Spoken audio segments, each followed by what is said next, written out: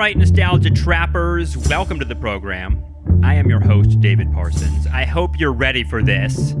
Justin, RogersCooper, and I wanted to do something to mark the 20th anniversary of 9/11 this September, and it seemed like a really daunting task, honestly, because the two of us have been talking about this event and what it might mean and all the politics that comes out of it for years and years, but we wanted to sort of organize our thoughts and maybe come to a few conclusions. So we humbly present part one of our trilogy here that we're calling 9 Theses on 9/11.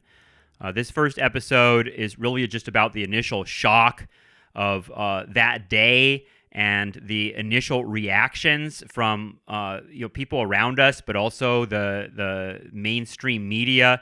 We talk about Fahrenheit 9/11, the Michael Moore film from 2004, and we also talk about this really intense moment on The Daily Show with Jon Stewart, which actually went off the air for a couple days. And when Jon Stewart came back, he gave this monologue that I think kind of became viral a little bit before the truly viral video age. I saw this clip again and again of Jon Stewart kind of crying and introducing a sort of liberal, sentimental, patriotic tone that you can trace all the way from The Daily Show to the Hamiltonian nationalism of our current moment. So there's a lot to unpack here. And so in this first episode, we're just sort of getting a grasp on the major changes that occurred in the immediate moment and aftermath. In the next episode, part 2, we want to get into the politics of reality, how conspiracy theories and trutherism and digital media shifted our perceptions of what a consensus historical narrative might look like. So we have some thoughts about that in part 2. And part 3 will consider the future, sort of what 9/11 shook up, what it really did to create a new 21st century map of the future than the one we expected. Because one of the terms that emerges from this conversation that I really appreciate that Justin spits out during this episode is the slacker interregnum of the 90s. And if there's one maybe takeaway from this first episode, it's that Justin and I were both, in our early 20s, kind of, slacker 90s college guys when 9/11 happened. And just from a personal perspective, that's what it did for us. It sort of shook us out of this idea that we were living in an unimportant historical moment. We always use the phrase on this show, history ain't done with us. And I think for both of us and for a lot of people our age, September 11th was that moment that let us know that that sort of slacker 90s end of history moment was over and something new was being born. So here we are 20 years later trying to get a handle on what all that means. I hope you enjoy this episode. Although it is sort of heavy, I think it's worth figuring out a little bit of what this event might mean to us all these years later. So again, I hope you enjoy. You can find the rest of the trilogy by subscribing to our Patreon. That's at patreon.com/nostalgiatrap. So stay tuned for parts 2 and 3 coming very soon. Thanks so much for listening to Nostalgia Trap and enjoy our takes with Justin RogersCooper on 9/11. Okay, Justin RogersCooper, you and I have known each other for about more than 15 years, I think, now. And when I think about our first years of knowing each other at the City University of New York Graduate Center, standing outside, smoking cigarettes, as I recall, both in our unhealthier days, I think, in some ways. But we were young. But we were under the shadow of, this was 2004, 5, 6. We were under the shadow of the Empire State Building, which was frequently surrounded, if you recall, by sort of the jackbooted stormtroopers with helmets and big automatic weapons. And you and I had a friendship and a conversation, I think, that's still continuing, that was always under the shadow of 9/11 and the politics of 9/11. So it's really intense, I think, to sit down with you on the 20th anniversary of September 11th, 2001, and figure out what it all means to us 20 years later. And so, as first of all, thanks for Thanks for joining us, Justin. It's good to see you. Thanks, man. I'm glad we could come together for such a lighthearted topic. Yeah, right. It's been the ghost in our politics and in our worldviews, for better or worse, for a long time. And I know you and I have done episodes on like the politics of COVID now and how that era feels. And in a lot of ways, it's been sort of like a trajectory that's launched us. In a way, there's a sort of logical continuum to all of it in a lot of ways. And I think part of that is what we want to get to, but. The other part of this is that September 11th is such a massive topic in every way, personally, politically, historically, etc., that we didn't want to just get on the microphone and riff about our thoughts. We wanted to sort of try to organize our ideas. So for this set of episodes, we're presenting our 9 lessons, 9 theses, 9 ideas about what September 11th might mean to us now, and what it meant then, and what it might mean in the future. So for today, we're starting with just 3. We'll just do three big ideas or takeaways. And the other part of this, I think, that will make sense is that we picked a sort of a text to sort of frame our conversation. And that text is Michael Moore's 2004 film Fahrenheit 9/11. Which I know many listeners of this program have probably seen and remember having a major impact in popular culture. I mean, I don't know if you remember this, Justin, but that film won the Golden Palm at the Cannes Film Festival that year. It was the year that Quentin Tarantino was the head of the jury, and he like rallied the jury to vote for this film, even though, as he later said, he didn't think it was really the best film cinematically. He just thought it was the film of the moment, and that it was important to make a political statement by giving the film that award. So this is a big that was a big sort of like marker, and both of us watched that Fahrenheit 9/11 over the last few days. I've been thinking about that too. So I'll just get us started with lesson number 1, or thesis number 1, which is that we should have seen it coming. And that idea of sort of what were the signs of this event in the years before is a big one, because it touches on, as you've said, it touches on political economy. It touches on the sort of like intelligence that Bush and other presidents were getting, which is like direct sort of ideas of what might happen. And there was also sort of this weird cultural symbolism, all the Michael Bay films. When 9/11 happened, there was a sort of uncanny element to it. It felt like a foregone conclusion, or something that had like been building in the culture for a long time, this sort of disaster and a televisual or big sort of like spectacular event that everyone paid attention to. There's a lot there, but let's start with we should have seen it coming. What were you thinking with that, Justin? Well, there's the obvious corollary to that, and it's something that I think you've spoken eloquently about, just now, but also in the past, which is, in a way, we did see it coming. And by that, I don't mean foreknowledge or some kind of conspiracy. I mean in the cultural sense that you just described it, that the uncanniness that unfolded on TV was palpable. And there was a sense in which people kept thinking that they were watching the movies. And it struck me that when you sent me Jon Stewart's soliloquy, I don't know what you call it, opening remarks to The Daily Show when they first came back, he was saying how he mentioned Survivor. And I thought that was like appropriate, even if it was a minor moment in part of a punchline, because there was this reality element to the spectacle. And it was no accident that I think the guy who, used to talk about the kind of spectacular unreality of modernity, that French philosopher Jean Baudrillard, I think he has a famous quote about 9/11, kind of being part of this unreality or hyper reality or hyper modernity. And a lot was obviously made of the sort of symbols of modernity being used as these ironic weapons, the planes and the sort of the buildings. And, to the degree that we should have seen it coming, out of all the things, that one could say beyond the obvious, And I think the obvious is all the kind of intelligent stuff that Moore goes over in the film. Bin Laden determined to strike in the United States, and Condoleezza Rice saying, "Well, I think that was more of just a general statement." But aside from that level of specificity, and aside from the politics of it, one of the things that kind of I went over in my head when reflecting on this idea is, Al Qaeda, Bin Laden released statements throughout the 90s saying, we've declared war on you. And there were the bombings in Africa.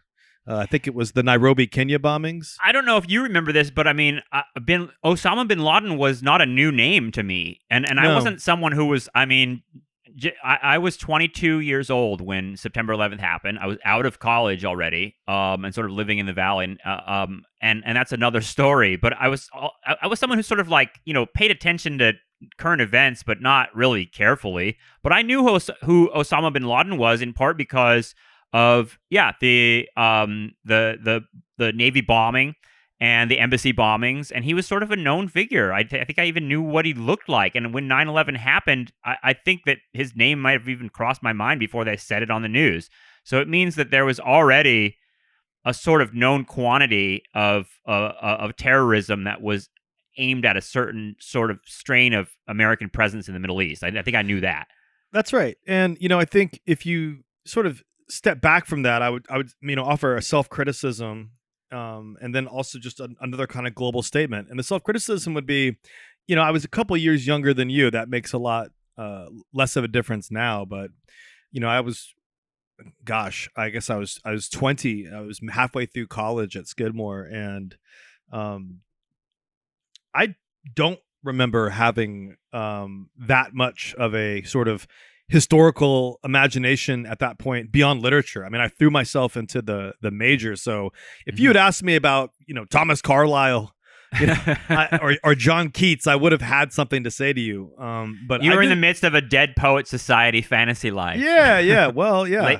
Late 90s, early 2000s. I mean, that's part of what is captured in the movie for me. I mean, maybe it is a product of the age we were when this happened, but it did feel like moving from some sort of I don't know, placid 90s reality where the key theme of the culture was we're all bored by how end of history type stuff, that we just have boring corporate jobs and that's about it, to all of a sudden history smashing back into our frames of our worldviews, really. And that those planes crashing into the towers are sort of a metaphor for an awakening that happened among a lot of people, I think. Yeah, and it's a complicated and twisting journey, and the mood you describe is the chorus of Teen Spirit. Here we are now, entertain us. Right. But the mood is also the closing 10 phrases, the same phrase that he sings 10 times, a denial. And so I think that there's some part of me that it wasn't just that I was young and it was too easy to ignore what you might call the dialectic of the slacker 90s. You know what I mean? Which is that Right. Slacker 90s depended on a kind of imperial fortress and an imperial economy. And so the other kind of, to step back from the self-criticism, which I think is very real and might explain a little bit of my own topsy-turvy, personal, political, and emotional response to 9/11. But stepping back from that, it's not just Al-Qaeda and bin Laden. I think that, there was something else at stake there, that part of what 9/11 interrupts was the sort of end of communism. Part of what it interrupts was the fall of the Berlin Wall. Part of what it interrupts was that liberal unipolar superpower moment, this idea that the United States had inherited a kind of Hegelian promise of the world, and that this instantiation of capitalism, which was now suddenly for a few years called globalization, and that was it. The globalization was this naturalization of capitalism after 1989, that this moment was somehow free of violence, even though it was founded on a continuing violence. And so I don't think it's so easy. And and there's some commentary, that I reviewed here. I don't think it's so easy to say, as was said then by some, and I'll just, I won't mention anything because it's irrelevant. But it's not so easy to say something like the Twin Tower attacks or 9/11 as a whole was some sort of punishment for U.S. support for Israel, which is something that came out in a lot of European periodicals at the time. I don't think it's that easy, actually. I think there's a lot of complicating factors here, but I would say that just invoking the specter of this idea of what came to be called in this context, but a term that you'll be familiar with that was already operative, it's blowback, right? So the Mujahideen of the 1980s, etc. So that there is this sense that we should have seen it coming, not only because it was this intention of this group, the Al-Qaeda, but it was this structural blowback from prior acts of violence. And I think one thing to think about throughout all these shows is how it's easy to think about this transition. And we see this in Fahrenheit 9/11 between 9/11 to Iraq. Again, not in terms of the justifications of WMD, et cetera, but just in terms of how the tragedy was exploited by the Bush administration and others. It's easy to see how it transitions to Iraq, and it's a story that me and you know, I think, intuitively, because we grew up, during it. We came to a mature political consciousness, I would argue, during that time. However, one thing that is interesting about Moore's documentary that maybe we can just briefly touch on later is that there was a prehistory to Iraq. And so in some ways, 9/11 is it's not chapter 1 of which the preamble was Gore versus Bush 2000. 9/11 is the middle of the story, but the other part of the story wasn't the 80s and the Soviet Union and the Mujahideen. The other part of the story was this long fight between the Bush and Clinton administrations and Saddam Hussein, and that Iraq is the story and 9/11 is the middle. Does that make sense? Yeah, and I'm glad you mentioned that, because this is directly in that slot of we should have seen it coming.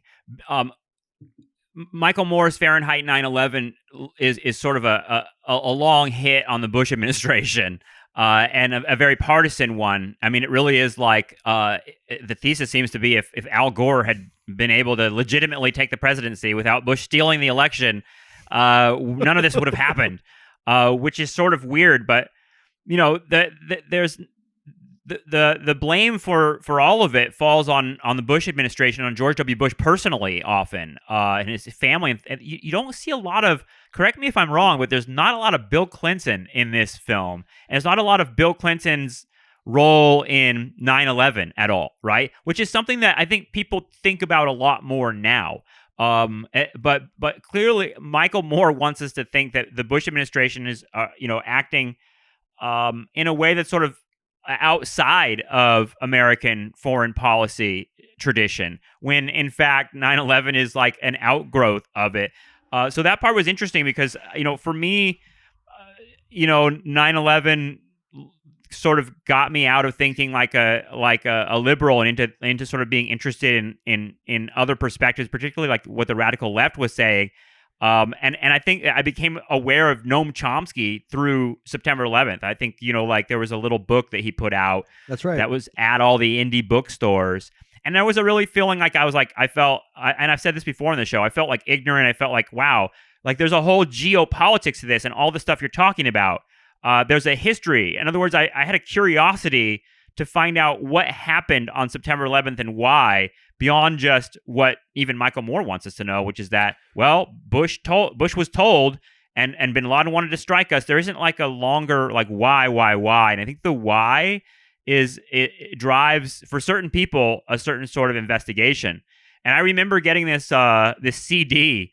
People used to listen to, like, I don't know if they still do this. I guess it would be on YouTube now. But it was like they were lectures, like Chomsky lectures. And it was a post 9/11 Chomsky lecture. And the whole thing was about Iraq and sanctions and the Clinton era sanctions on Iraq. That he was describing. He said the UN described these as genocidal. And I remember that like stuck in my mind, that phrase. I probably went around to other people and was like, did you know that the UN described Clinton's sanctions of Iraq as genocidal? Because that felt important to me. Yes. And I was like, all of a sudden, because I wanted to know like what kind of fucking force would like put the 19 guys on planes with like box cutters to fucking drive planes into giant buildings and kill. What is that creates that? And the answers we were getting from the Bush administration were they hate us for our freedoms, and that wasn't satisfying to me, really.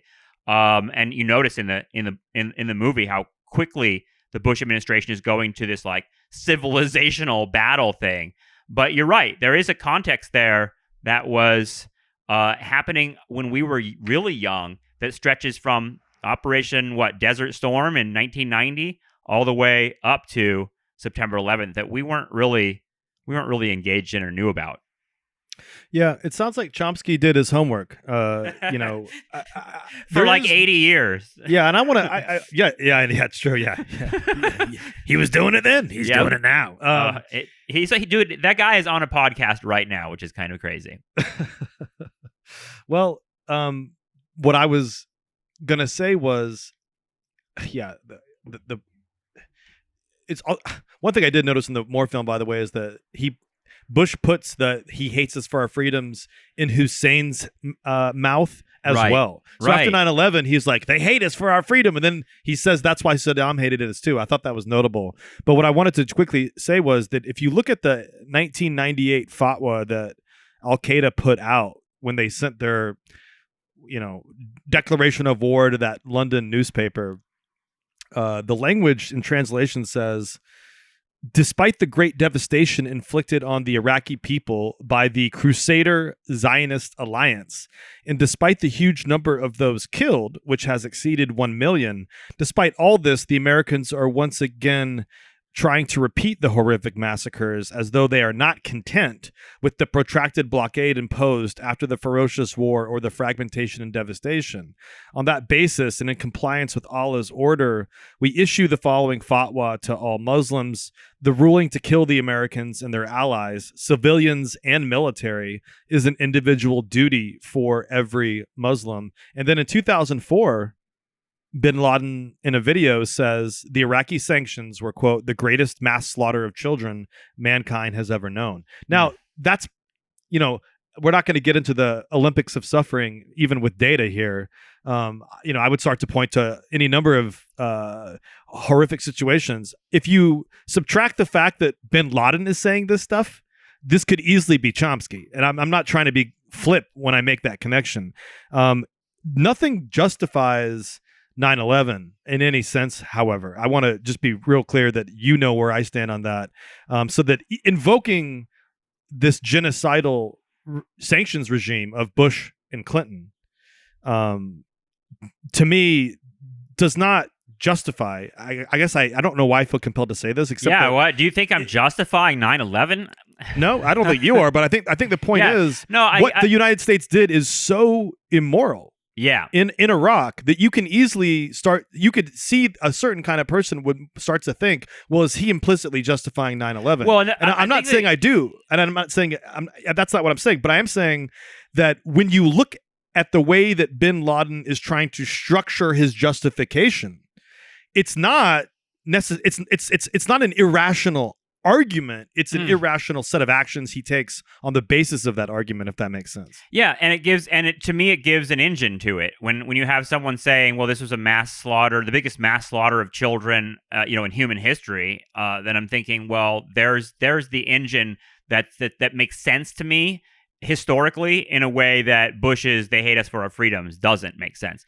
The other part of it is that my sort of anger and rage and sort of it's weird because I think you've identified something really important about September 11th, which was that it became this sort of emotional, rhetorical sledgehammer. And the victims of September 11th became sort of, as much as everyone said, I hope they don't become political objects, they did, and sort of like what their deaths mean to different people. And just speaking personally for me, because I had tears in my eyes the whole time I was watching this, like Fahrenheit 9/11. Like, it's like hearing and seeing the stuff from New York is really hard, and it's weird because I didn't live there when it happened. You and I were both drawn to New York City by this, ironically enough. But to me, like when I feel like the real the emotional space of 9/11, if that makes sense, I get really angry at the American state and all that stuff about sanctions and things like that. In part because I'm like, look who like pays the price. Look who is hurt by this. Like there's the people in the Twin Towers. I don't think of them as little Eichmanns or like evil Americans. I think of them as New Yorkers, and that actually feels heavier to me now than ever because I lived in New York for 15 years and I know New Yorkers, and to see those videos of them people suffering on the street and all the tragedy there is like too much to take because they feel like it's us. It could have been any of us, and it's like working people, and it's every kind of person is in there. And that the fact that they're the ones that get hurt by these like gangsters, that are fucking basically like doing drive-by shootings, at a level that's like of, with weapons that are capable of killing thousands and thousands of people. It's just such I don't know, just an insane element to me. And I think that a lot of it is for all of us was like seeking a place to find the emotion that came out of it. And seeking a place to direct it. And for me, it was like I got angry at the U.S., at my own state. Like I got angry at the United States for their part in like in like creating this situation that would result in a scenario like this. So I guess that's what I mean. Yeah. And I think that's pretty valid. And I think that sense of anger I would wager is behind some of the anger that a lot of the 9/11 families and survivors feel at the repression of certain information associated with for example the Saudis that I hope to talk about in the next episode. But I want to point out something that goes along with our sort of second takeaway or thesis here, which is that there wasn't one but many 9/11s, and that's another one of these strange generalities that can mean a lot of things. But I think one of the things we're talking about is, and I want to pull it back to what I just mentioned with Al Qaeda, is that 9/11 it was a project to seduce the United States into war, from the perspective of Al Qaeda and from the perspective of states and other powerful people and networks who were interested in that war for various reasons. And it was a trap, in other words, is one way of seeing it. Yeah. And, and especially now, very especially now, we can see how that trap continues to spring.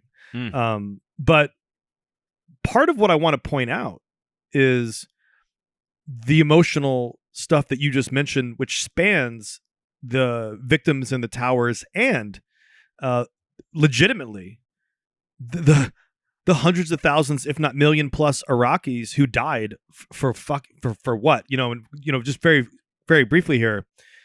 One thing I do remember pre 9/11, because it happened where I lived, was in Columbus, and I hope I'm not wrong about this, Secretary of State in the Clinton administration, Madeleine Albright, was asked at a public forum, whether or not all the dead kids was worth the price of the sanctions, meaning, and she very famously said,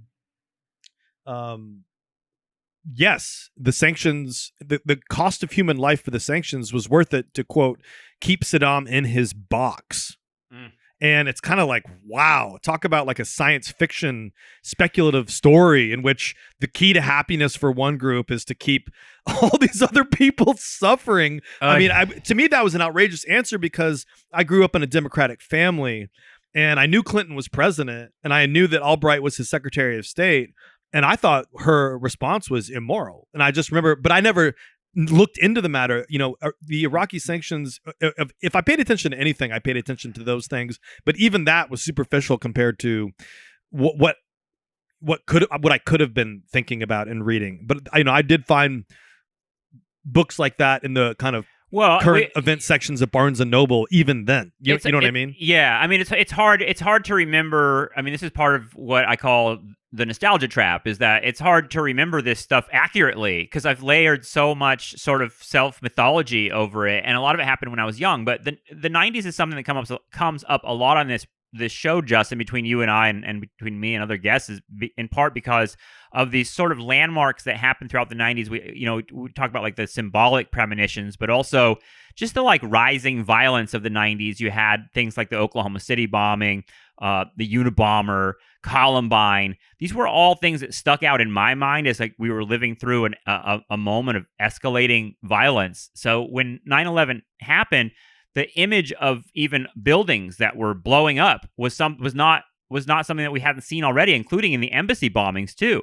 So like that image of like broken rubble buildings was part of that premonition. But also like I like that, that idea of if we're now on lesson number 2, which is not one, many 9/11s.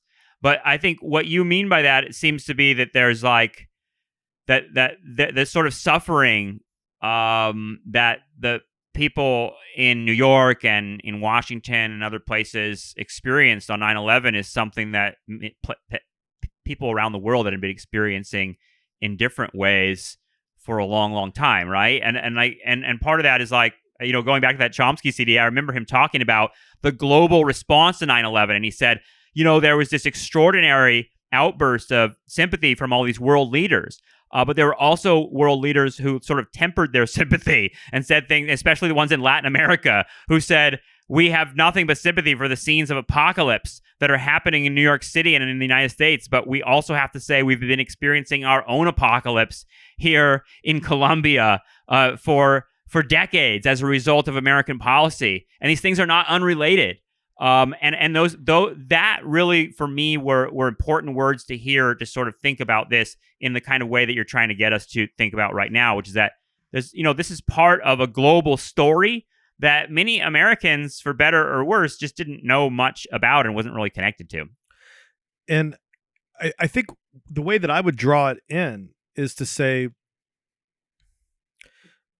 it's very interesting and compelling that the basis for all of these acts of horror is sentimentalized violence. And so part of what I find interesting, but I'm also tremendously cynical about it.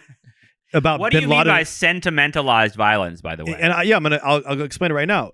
It's really interesting to me that when Bin Laden preemptively justifies 9/11 in 1998, when he says it's okay to kill American civilians, he does so by talking about the children. I mean, this might as well be like who was that guy in Africa that was viral for like a day that me and you always make fun of? Coney? Yeah, remember that's right. Coney 2012. Yeah, right. So Coney, Bin Laden is using Coney rhetoric. Like I'm going to kill all these people because of the children. Yeah. And it's kind of like, that's why I'm pretty bitter and cynical, obviously, towards him. It's, in other words, he's a false prophet. He's a guy who is, and I'll get into the second point later, but I'm going to define sentimentalized violence first here. But he's a guy who has his own strategic ambitions. He's not a fucking religious prophet. Give me a break. He is not a guy that can divorce his spirituality from his hunger for politics and political power. Give me a fucking break. So, in other words, he's wielding his own Machiavellian, political fantasies through kids that he's exploiting. And so part of what I think is really interesting is this is what Bush and Bin Laden have in common, among other things, is they both sentimentalized victims and their families in order to justify violence. And what's really remarkable, and this is why 9/11 is the middle chapter of a book called Iraq,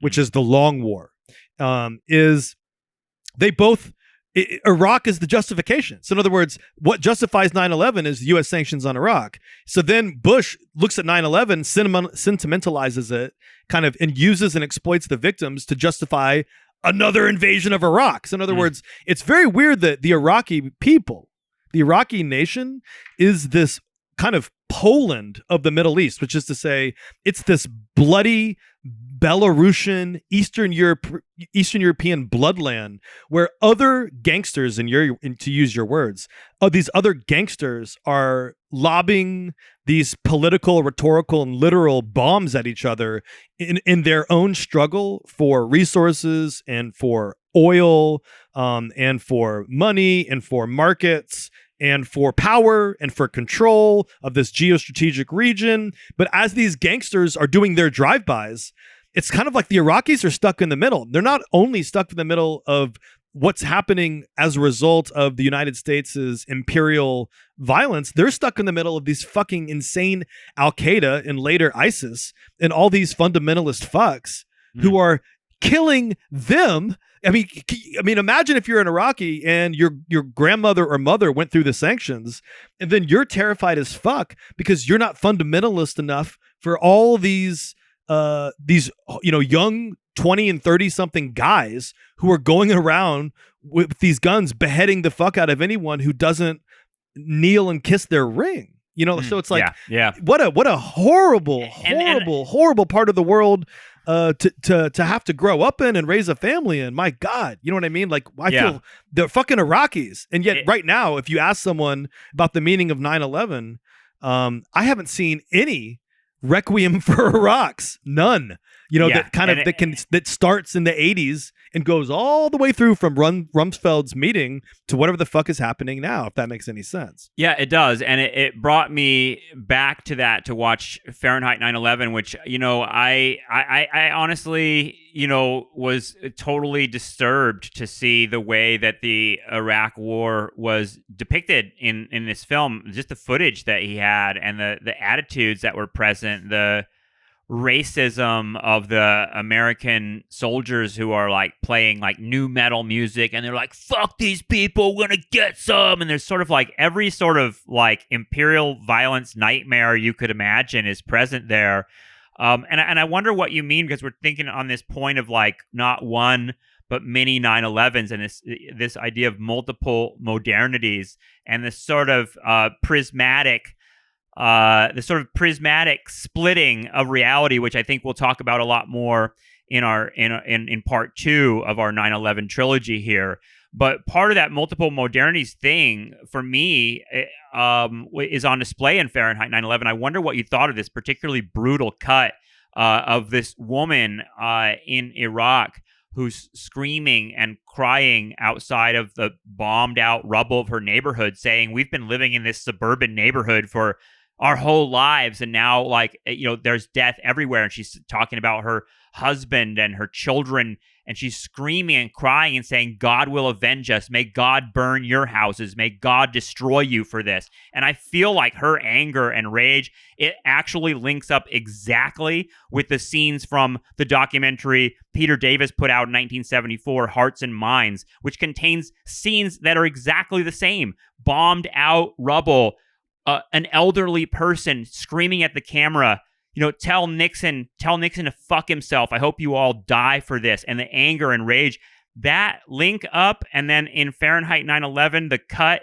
is to Britney Spears and her sort of like chewing gum in like an entertainment report, and her saying like, I think we should just like support our president. And that's just the way like we should, because there's terrorism. And like, there's sort of like, in one part of me is like, this is so unfair to Britney Spears, because it's so fucked up to like put those two things together and like be like, look how dumb this girl is. But the other part of me is like, this is speaking to that multiple modernities that you and I try to get on this show a lot, which is that, at any moment on the globe, there are dramatically different experiences being had and dramatically different perspectives on those experiences.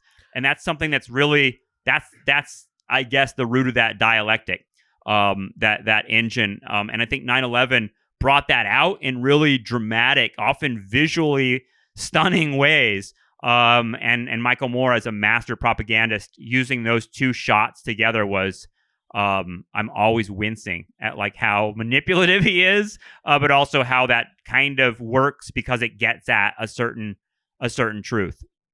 Mm-hmm. Yes. And it's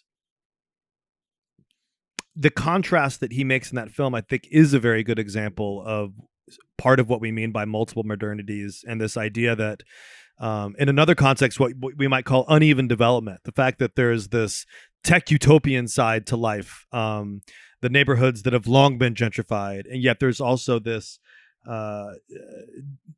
there's a Rust Belt regional element to the globe and to the country as well. These parts that have been abandoned by capital and by Flint, government. Michigan included. Right. Doesn't one a young black man in the film just says, "Oh well, I'm looking at these images of Iraq bombed out," and I say, "Well, shit, Flint, Michigan looks like that. We have neighborhoods that look like that." That's something that Moore makes a lot of. He likes to sort of like make the sort of like connection between economic deprivation in the United States and imperial violence abroad. I thought that another strong point that young man made was, he said it would be nice to have the college experience without having to risk your life for it. And I think that part of what that also shows you is the woman who's crying that you just mentioned. I imagine, and I don't know that I've seen this exactly, but I imagine that is a potentially successful recruiting video for a fundamentalist group. Right, right. Because it exposes the humiliation and the terror that is a product of U.S. imperialism. It's state violence. And so you can see that the United States conducts its own forms of civilian terrorist attack. It's quite obvious, right? That woman's experience of the Iraq War is to her our experience of 9/11. And what becomes interesting is Moore is using it to show the moral depredations of the Bush administration, but you could easily see it as a recruiting tool for an equally morally suspect fundamentalist organization that would also exploit it using that. And again, instances in which the same footage can be used for different sentimentalized purposes. But also, to go back to the point the young man made, the experience of growing up in a bombed out place is itself the material environment for recruiting people into the military. So, you can see that the purpose of that footage is serving a recruitment in the Moore sense of it for his agenda. But you can also see that those experiences are the ones that can create recruiting potential for others as well. And when I'm not justifying again anything here, but when you show people the woman who's been humiliated and devastated by this violence in Iraq, and then if you were to show her surviving husband or son or brother or neighbor that footage, and then pair it with an opposite image of a extremely strong and powerful man committing an act of revenge against a Western target or person or group,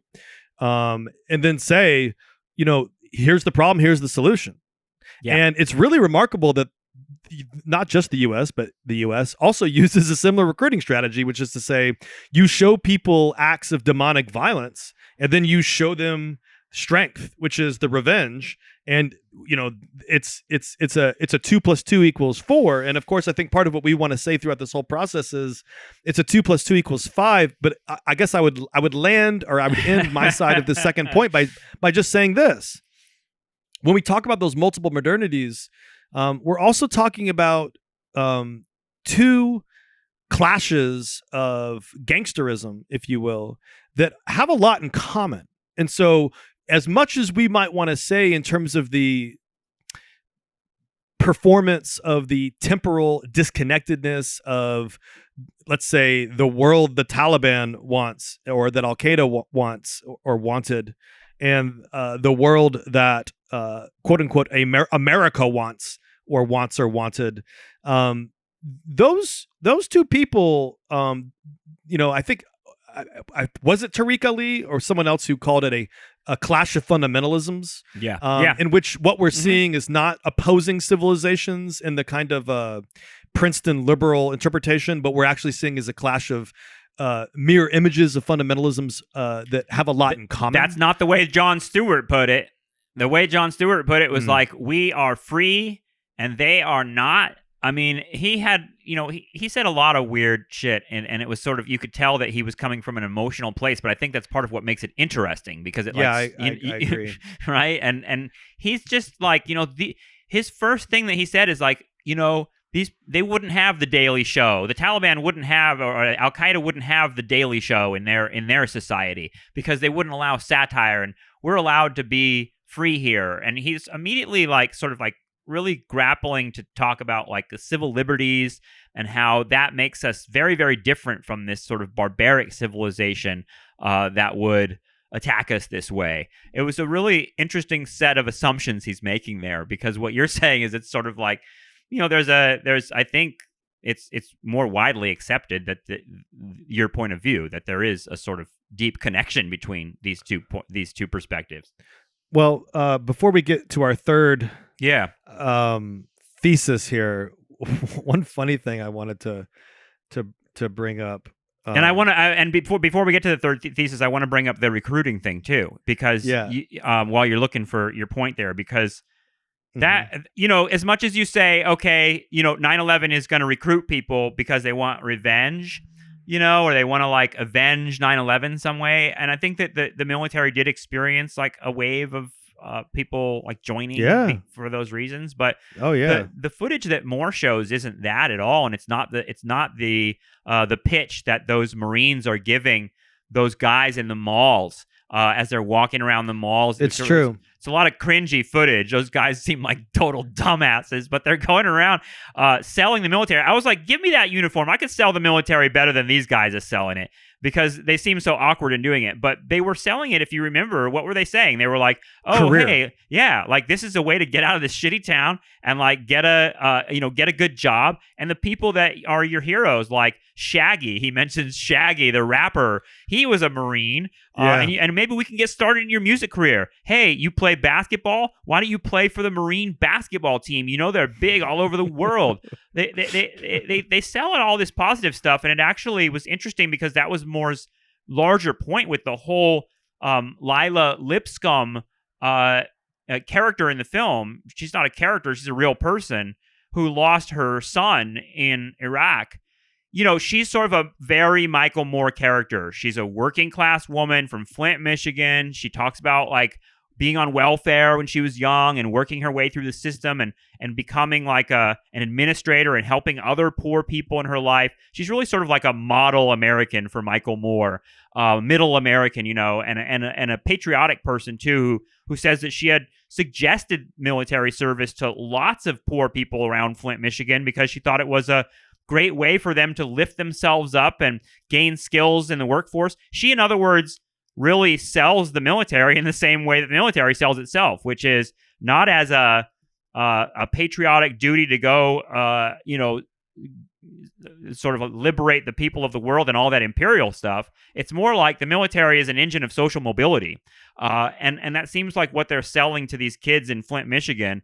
It's interesting, because to me, it's just more of Michael Moore sort of wanting us to consider the connections between capitalism and imperialism, I guess. Yeah. But either way, those scenes in those malls were just depressing as shit to watch them try and grab those guys, because there's something really cynical about it too.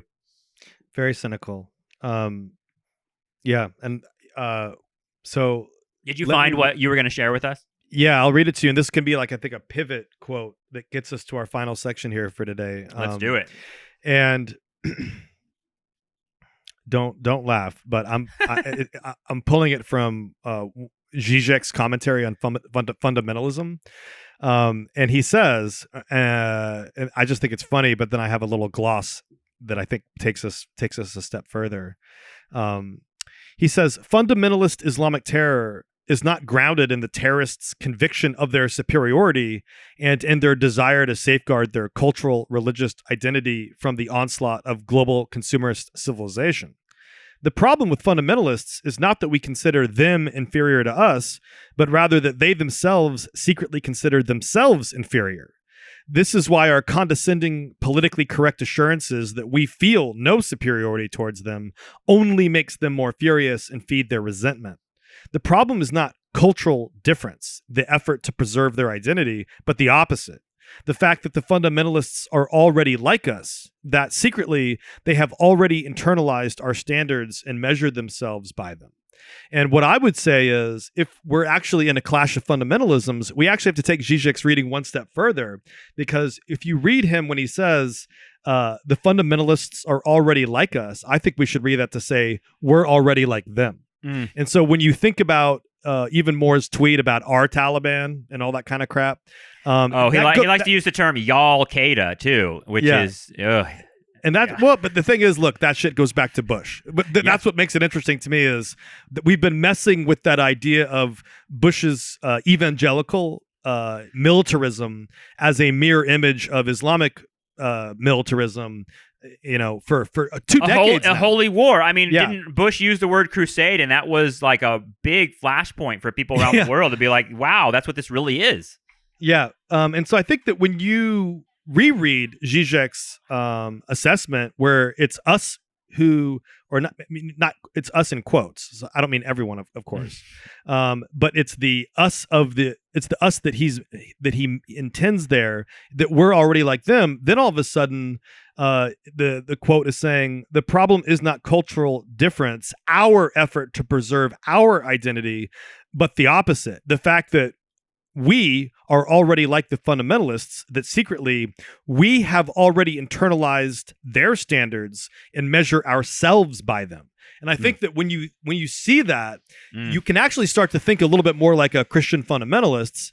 You can think a little bit more like a kind of apocalyptic millennial Christian type person, or even a QAnon type person, because the sort of savage thinking that animates the consciousness of a QAnon person, which is to say, extremely spiritual, religious thinking that's willing to use violence in order to justify completely insane ideas about fictional characters and fictional stories. To me, I don't mean to impugn anyone's religious beliefs, because I know that religion is a deep thing, and I myself was raised religiously, but it's just a way to say that a lot of the ways that people use religion to justify violence on all sides, to me, is a product more of ulterior motives than any kind of spirituality. And let me make one point to really push us into this century of fear and loathing that 9/11 ends up being. That is as this gateway. Thesis number 3 is that 9/11 signals an opening into a century of fear and loathing.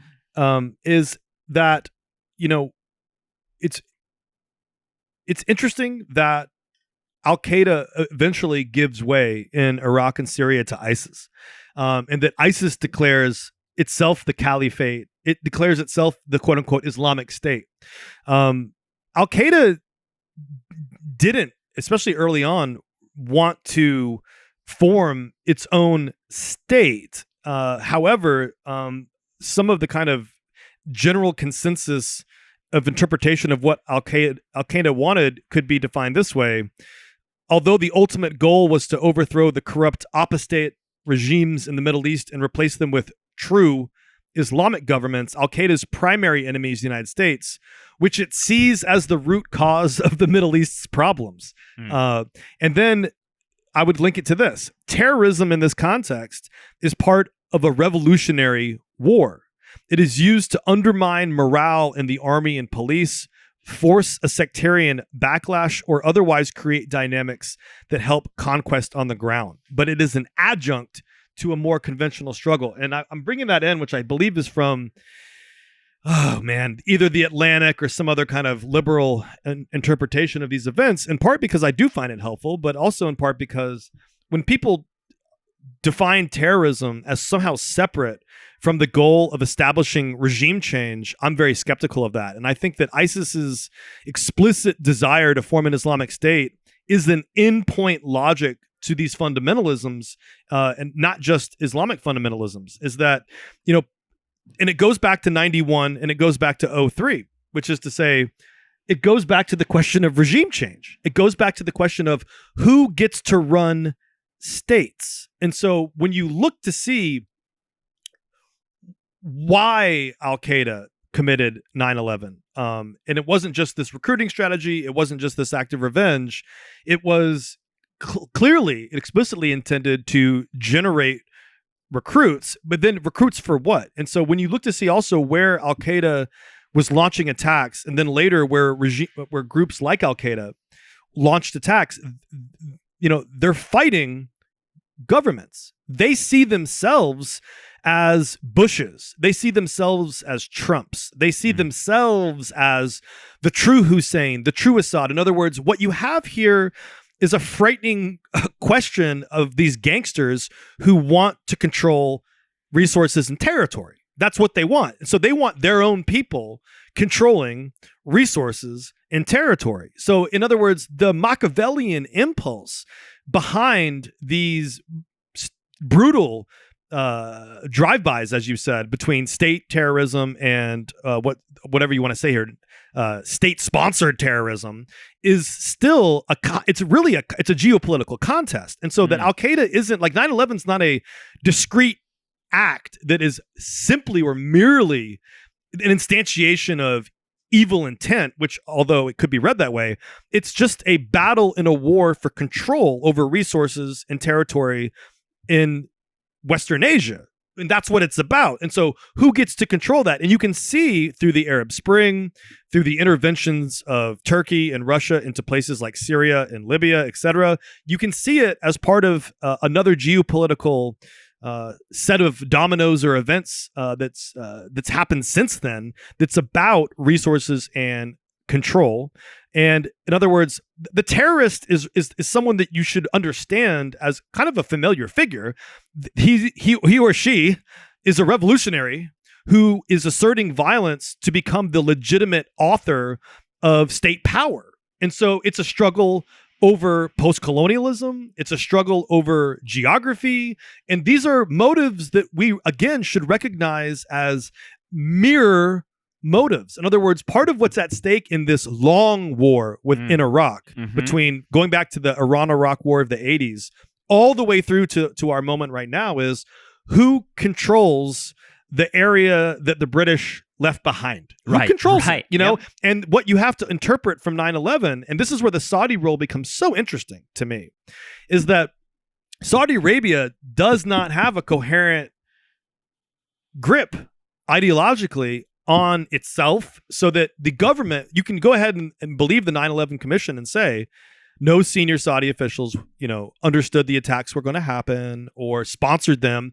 But as everyone's interpreting, and as the kind of pages that were repressed that came out, and as the future FBI stuff that will come out that Biden promises to release, part of what we're supposed to all learn or have learned is, there were rogue elements of the Saudi government that supported Al Qaeda, that directly financed or knew about 9/11, and saw these attacks as a way to reshape their state, to reshape Saudi Arabia. And so when you extend it out, this is a larger war. The war on terror was not declared by Bush.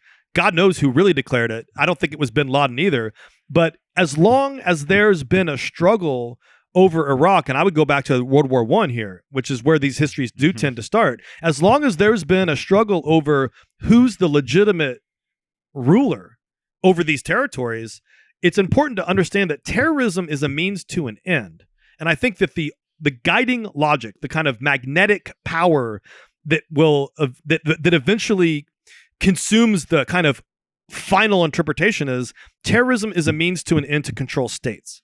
They're acts of revolution. They're not they're as evil as all revolutions are evil, which is to say, the broken eggs that Stalin talks about are broken in all conflicts where states are involved, if that makes sense. Yeah, it does. And I wonder what you think of this, because we're now on to our final point for today, which again is that 9/11 opens a century of fear and loathing. And there's a lot of different ways to think about that. But for me, I'm thinking about those connections of terrorism and violence entering into the story. Like, in a lot of ways, 9/11 was the moment that really resonates with the slogan of Nostalgia Trap, which is "History ain't done with us." That sort of feeling that, like, all of that. I mean, you're stretching back to World War I in order to, and we're always saying that, in order to understand this event that happened in 2001. Let me take a deep breath and take you back a few centuries.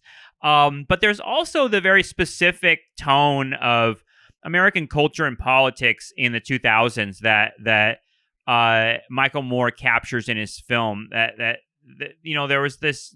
It's weird living in COVID and like thinking about threat levels and things like that, because watching those like Fox News, like color coded, like terror alerts. I mean, you remember that, right? Where it's like, today is an orange day, which means there is a moderate threat of terrorism. It's just like, the further we get from that, the more fucking absurd it seems. And I remember thinking it was absurd then. Yeah. But there was also like, I don't know, you talk about fundamentalism, you talk about violence.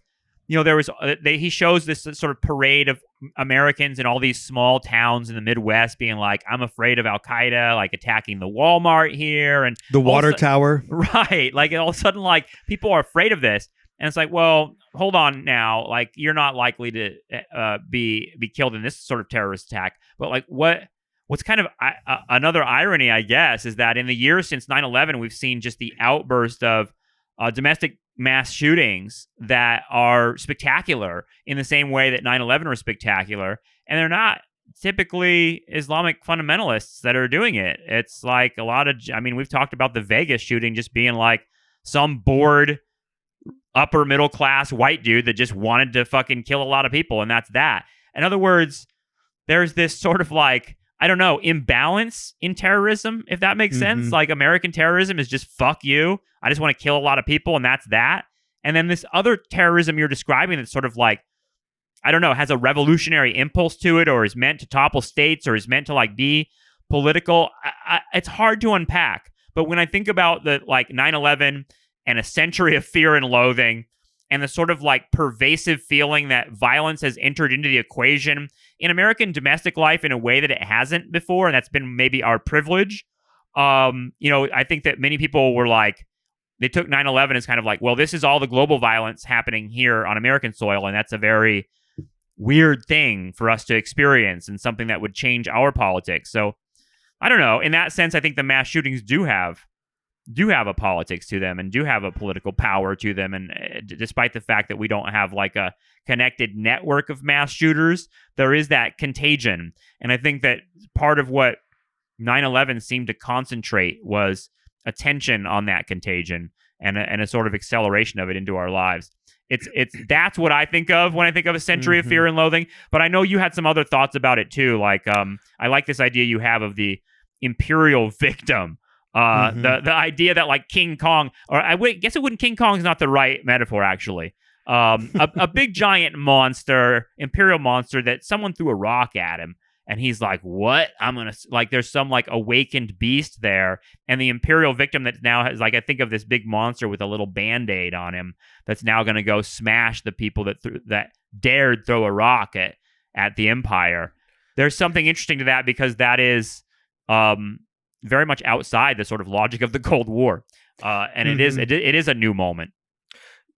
Sometimes people criticize the war in Iraq and the war on terror as this irrational act of revenge, as if that was the sole motive. Like I read that in the comments on Afghanistan this year. I read that multiple people think we had to bomb Iraq and Afghanistan just because we were hit on 9/11, as if, and they mean that as a criticism, like it was an irrational act of revenge by itself. I think that the revenge interpretation depends on a narrative sequence in which you have nothing, you're attacked, and then you strike back, as if that's the narrative.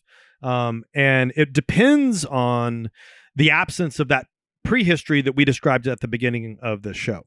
It depends upon transforming the denial that we mentioned, the sort of slacker interregnum between 1989 and 2001. It depends upon converting that denial into a sort of absence that was legitimate. Like in other words, the things that were taking place prior to 9/11 are cut off and dismembered from the story. And so much of the liberal and progressive impulse, for that matter, is to find another sequence that explains the context, if only in part to help people rationalize something that is spectacularly and epically evil. It is truly evil and apocalyptic in a way that almost feels cosmological. And who could be a better representative of 90s slacker culture than Jon Stewart? And that's part of why I wanted us to watch that clip of him coming back on the Daily Show, because you can see him like in real time undergoing the process you're describing, which is sort of like emerging out of the slacker interregnum. I love that term. Someone take that for their dissertation title. But coming out of that sort of feeling of like, well, there's nothing going on in the world, to feeling like, oh, well, something is going on and now we have to respond. And I'm going to fill that sort of like empty vessel of knowledge within me of why this happened with like typical sort of cliches. Exactly. Cliches about the towers fell. Yeah. And there's Martin the Statue Luther of King Liberty. Jr. Yeah. It's really... Yeah, and the firefighters and the heroes and the patriotism. I mean, you can actually see the template for a liberal Hamiltonian nationalist response to 9/11 in Stewart's words. And I don't want to shit on Jon Stewart. He did. I think he captured something about the emotion of the moment for sure. Yes, but looking at that now is just like there's a big cringe because we've said this before, dude.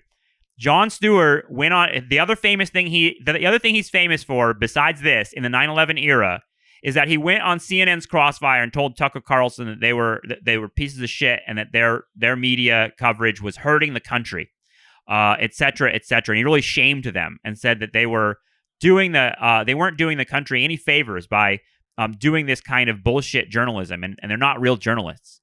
And I would just ask you to, consider where's Jon Stewart now and where's Tucker Carlson now in terms of their relevance, because Jon Stewart is making boring movies about politics that nobody watches, and Tucker Carlson is the number one watched personality on TV, and also someone who seems to capture the really dark ideological currents that are happening in America right now. So like Jon Stewart seems out of touch with whatever's happening, and Tucker Carlson, fucking evil dude that he is on top of the ratings. So there's something, I don't know, there's something really profound there about 20 years after 9/11 and what's happened in media. And I guess that's just one angle on it.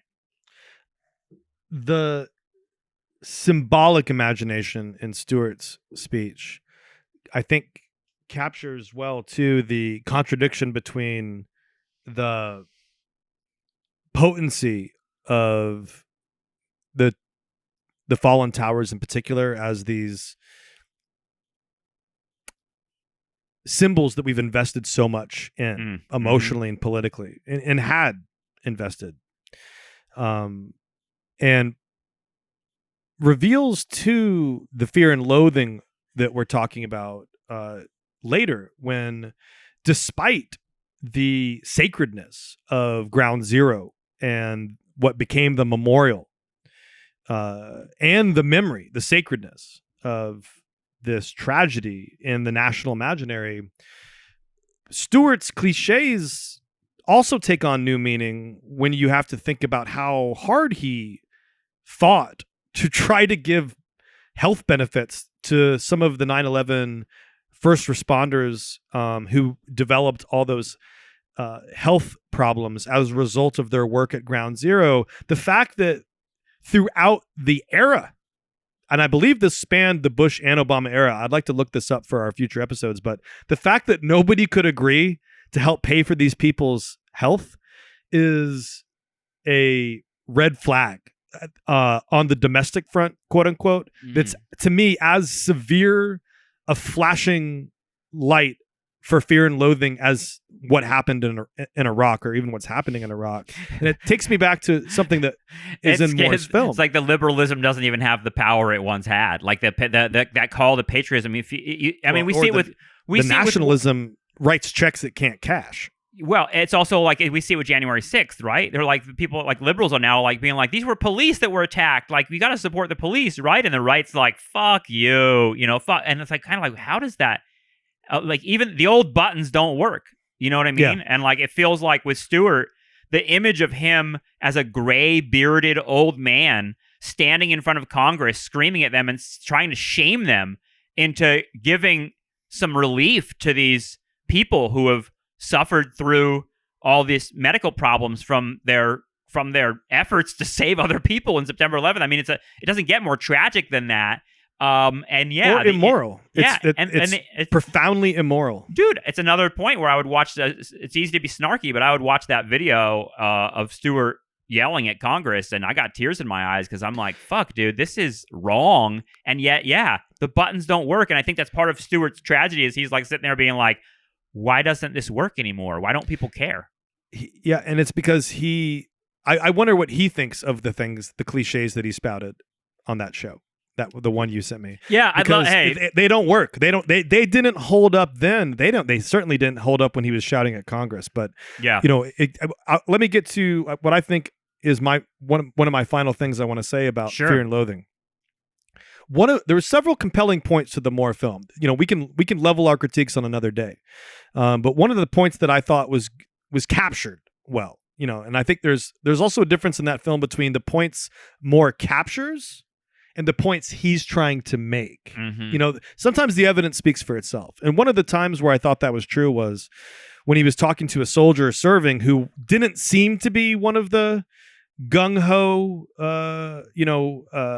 punks just driving in with the music blasting, just shitting everywhere. Mm-hmm. And it was a part of the film where he was narrating how they were sent to war on a lie. And I think it's important to remember that the film helped consolidate that perspective as much as reflect that perspective. And the soldier said, a part of your soul is destroyed in taking another life. You cannot kill someone without killing a part of yourself. I thought that was profound and it was a mature take on what it means to kill other people, especially in that context. Mm-hmm. And I think what we have to do is scale out from there, because this is part of my working assumption for future shows on this topic, our trilogy here, which is it's not just that soldier lost a part of his soul by killing others in Iraq. It's that we, the people, have lost parts of our soul collectively in the way that business has been conducted. And when you look at the rise of Obama, and I remember this from reading that his autobiography earlier this year with you. That's right. But it came up again when I'm reading this book by Tariq Ali that I was sending to you and Andrew the other day. The Obama syndrome. And it reminded me that a lot, and he says it himself, but a lot of what he ran on in 2008 was that he was he was going to figure out a way to conduct these wars differently, and that he famously didn't vote on the Iraq War in 2004 the way that Hillary did, or 2003. And so those votes that haunted so many of the Democrats who authorized the war that Bush led, Obama kind of had that squeaky purity that he could leverage into the symbol that he became, and his own sort of symbolic performance or persona in many ways is, as you would, I think, agree, the inheritance of the Stewart cliches. Yeah, it's a more polished version of it. Yes, for sure. Yeah. Yes, what Stewart did opened into what Obama became and what later Hamilton filled. And yeah, Obama had a Daily Show base, that's for sure. And part of what that's a good point. And part of what I think is key when you go back to the soldier and the kind of the death of the soul. And of course, I mean this mostly figuratively and rhetorically. I'm not making a Catholic pronouncement here. But part of what I'm saying is Obama betrayed the moral rhetoric that he was elected on very quickly with the drone strikes, with the business in Iraq and Afghanistan, with Yemen, with his conduct in a host of other theaters of war. Didn't affect his standing among liberals, though. No, it didn't. But I think here's what I think happened. This goes back to a problem we were trying to work out earlier in this year.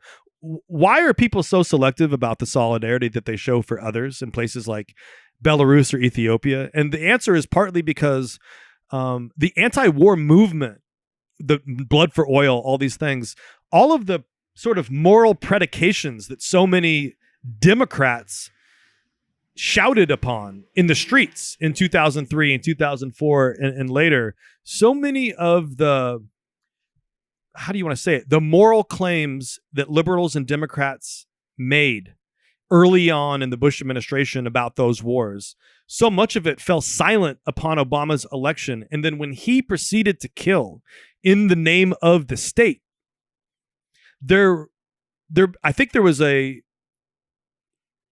implicit realization that there is no alternative to empire. There isn't one. Yeah. You can withdraw from Afghanistan, but you can't withdraw from empire. You've mentioned that before as absolutely critical. Is that Obama takes the energy, and for better or worse, again, Obama was elected on energy that was like he's going to draw these wars down, and he very much suggested we're close Guantanamo. Yeah, right. I closed Guantanamo, and like for me, that was all of that was signaling such an important shift. Instead, he sort of absorbed the George W. Bush view of the politics of the region, and then, moved to drone strikes and went on from there. And liberals followed along with it.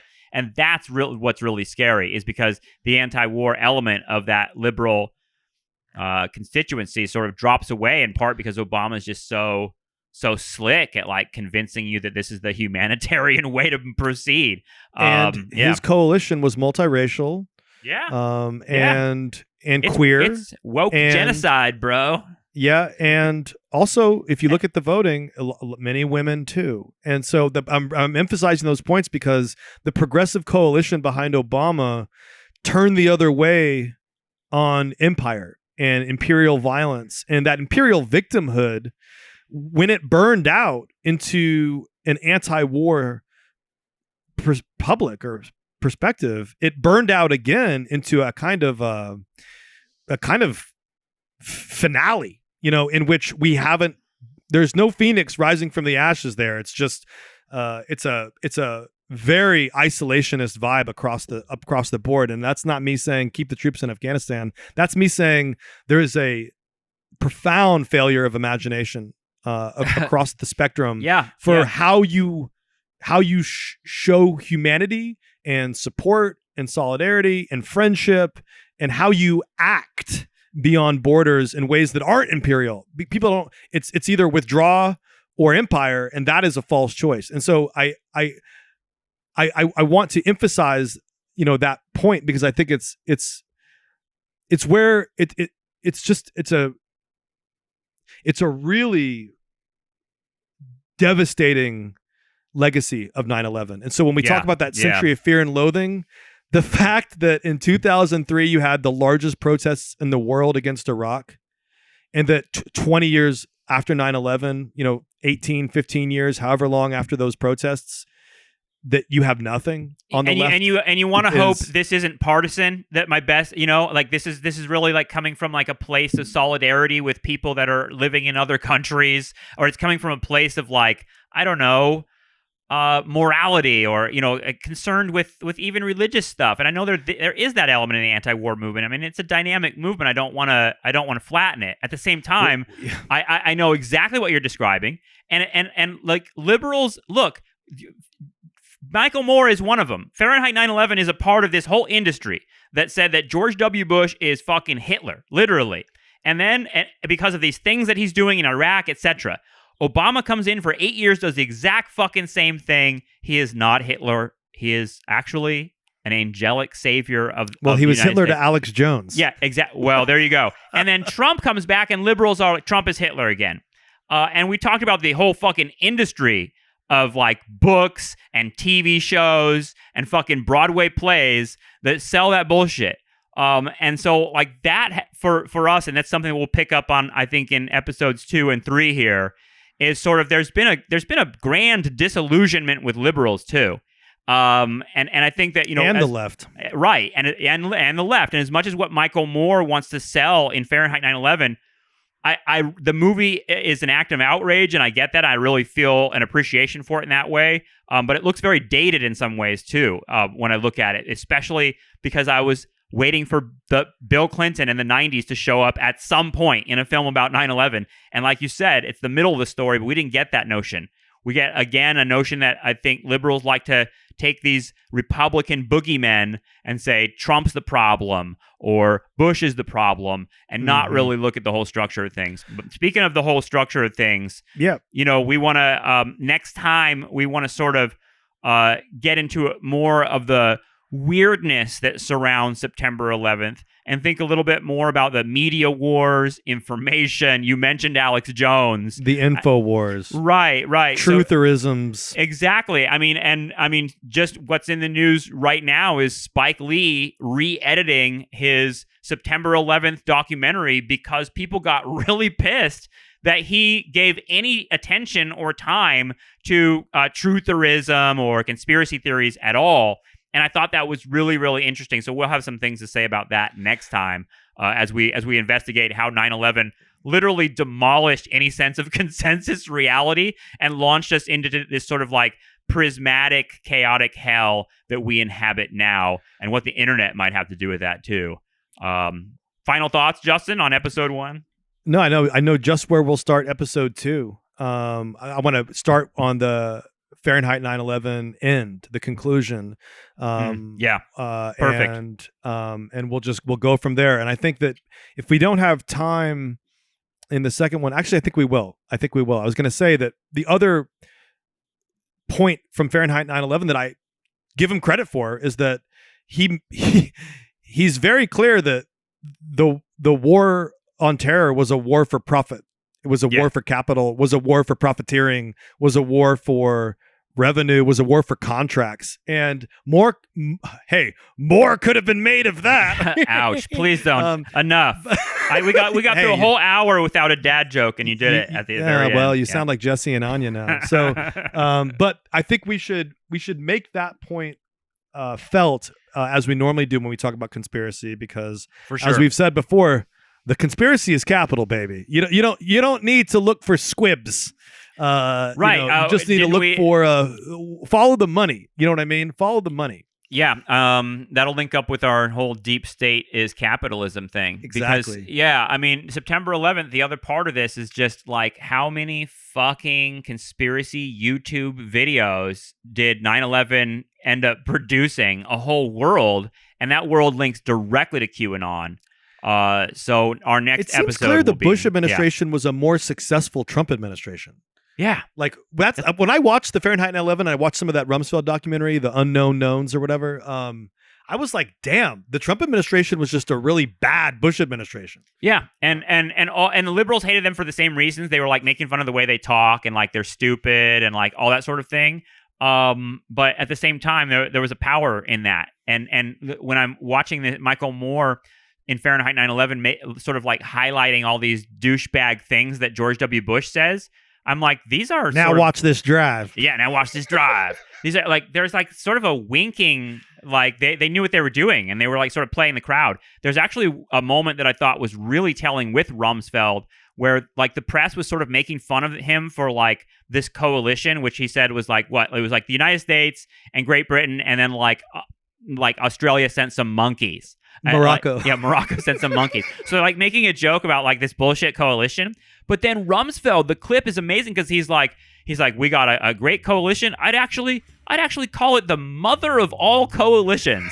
And he says it with like a smirk and a wink in his eye. And it's like, you motherfucker. Those guys, they winked a lot. Yeah. They winked a lot. I think that's a great place to end is sort of like the Bush. We already went through the Trump administration. They were called the Bush administration, and they were way more effective at getting shit done, particularly, entering us into the century of fear and loathing. So this is always fun, Justin. Let's continue to organize our thoughts on 9/11 and what it means 20 years later. And okay, we'll talk again soon. All right, sounds good.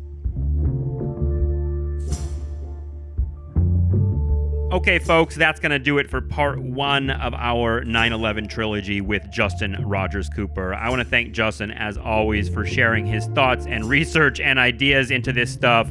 We've got a lot more coming. Parts 2 and 3 are going to get into conspiracies, trutherism, Building 7, all that kind of stuff, but even wider. into the way that digital media sort of shattered our consensus reality or whatever there was left of that. We've got a lot more to go. Please join us at patreon.com/nostalgiatrap for the remainder of the trilogy. If you're a subscriber, you'll get those episodes launched directly into your feed. And if you're not a subscriber, go do that. Patreon.com/nostalgiatrap. Thanks so much. We'll talk to you soon. Bye-bye.